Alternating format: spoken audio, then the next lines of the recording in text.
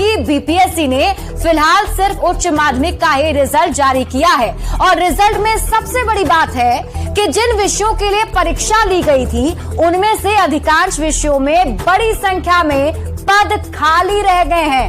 हिंदी की बात करें तो 3221 पद पर बहाली होनी है, जिसमें से सिर्फ 525 अभ्यर्थी पास हुए हैं, यानी सीटों के सिर्फ 16% से कुछ ज्यादा अभ्यर्थी ही पास हुए हैं और 83% से ज्यादा सीटों पर हिंदी के योग्य शिक्षक मिले ही नहीं। अंग्रेजी की बात करें तो कुल 3535 पद खाली हैं, जिसके लिए परीक्षा हुई थी, लेकिन अंग्रेजी में भी 2323 अभ्यर्थी ही पास हुए हैं। ऐसे में अंग्रेजी में 65% से ज्यादा अभ्यर्थी पास हुए हैं।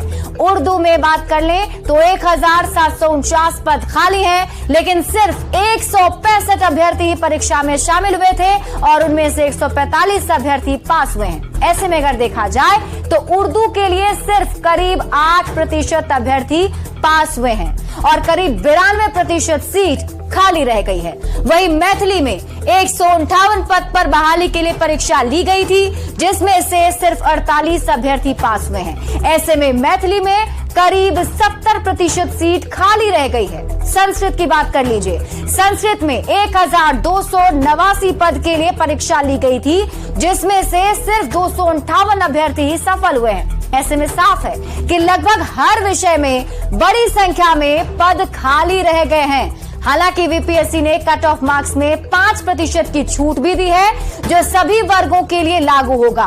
बीपीएससी ने पहले ही कहा था कि हर हाल में 75% खाली सीटों को भरा जाएगा। ऐसे में कई विषयों में 75% सीटें नहीं भरने पर 5% की छूट दी गई है। बीपीएससी ने विषयवार रिजल्ट को अपने वेबसाइट पर अपलोड कर दिया है।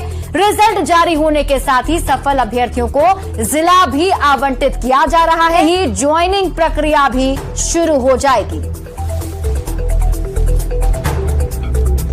और अब आप समझिए कि बिहार में हिंदी से ज्यादा अंग्रेजी की पढ़ाई का मामला क्या है। दरअसल शिक्षक बहाली परीक्षा का रिजल्ट बीपीएससी ने जारी किया है और ज्यादातर विषयों में जो टीचर के पद हैं वो खाली रह गए हैं। हिंदी में हम आपको अगर बताएं तो करीब 3221 पदों पर बहाली होनी है और हिंदी के सिर्फ 525 अभ्यर्थी पास हुए हैं।